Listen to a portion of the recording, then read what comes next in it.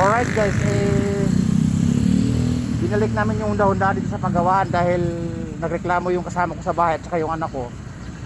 Walang headlight, nawala nung pinagawa namin to, nung binaba namin yung engine, yung buong makina. Ang nireklamo lang yung ilaw sa gabi, wala kaming ilaw sa gabi. Iba ako nakalimutan na itap o hindi na itap.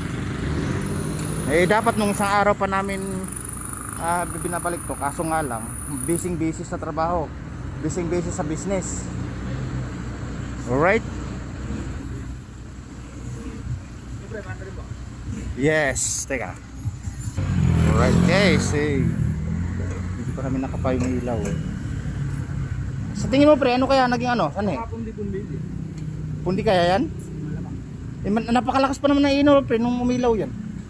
Napakalakas? Oo, malakas. Dapat hindi malakas. Sakto lang guys. Hindi ba malakas? Yung gasolina, tinakapit. Oo nga. But guys, ililipat ko muna yung motor. Palagay ko pre, hindi pundi yan eh.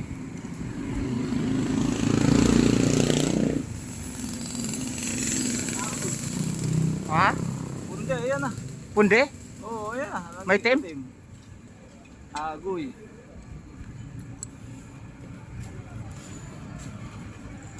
Pundi. Ako muna. Puta na, 100 naman na yung pera ko, ple. Sakto di mo niya. Paano pambigay ko sa'yo? Kaya mo na. Puro sakto, no? But guys, pandi pala yung yung headlight. But guys, maitim kasi. Hindi na siguro. Oh my goodness.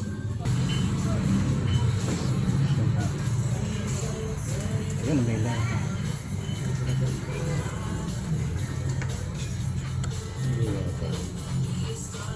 Oh, wait.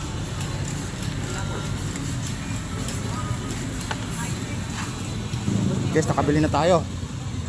Ito pre, oh.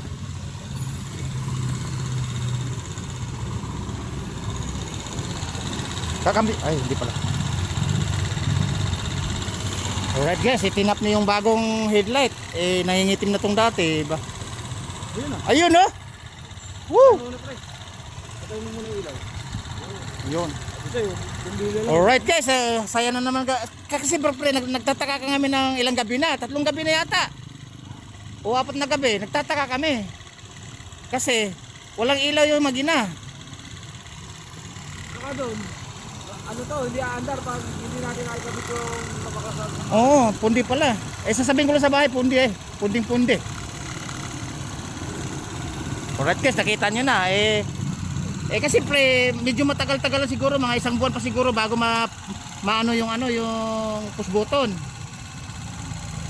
Madali lang yan, mga pera. Oo, alam mo no, pag may pera, di ba? Pero kahit anong oras, kaya namang rescue yung pera kasi may pambenta naman sa bahay, marami. Katulad nung nakaraan, nag-alangan tayo, kinabukasan pa ako kasi hiklatin pa ako yung mga gamit. O, di ba? Ora mismo, mayroon. Ang masama pre, kung hindi nagpapakita, napunta lang sa Dinggalan tumira o sa malayong lugar. Istapa. Alright guys, matino na. Maganda nang gamitin. Ano na gamitin ha? Alright, kasi yung bata kasi pre, minsan kasi dito sa Mabini, may sukis sila sa Mabini. May karoon kasi umovertake na, siyempre, umovertake kakain sa linya mo. Wala kang ilaw. Kita mo may mga bulok ng motor, karamihan may ilaw, kondisyon yung makina. Kahit hindi nahugasan, di ba? Paano yun pre? Balance ko sa'yo yan ha.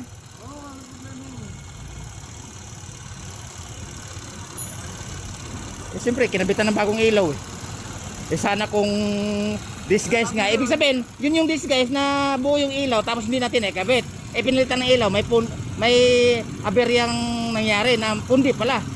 Alright guys, yun na. Guys, ito sa paggawa na to, suki namin to. Ito. Sa lugar na to, alright?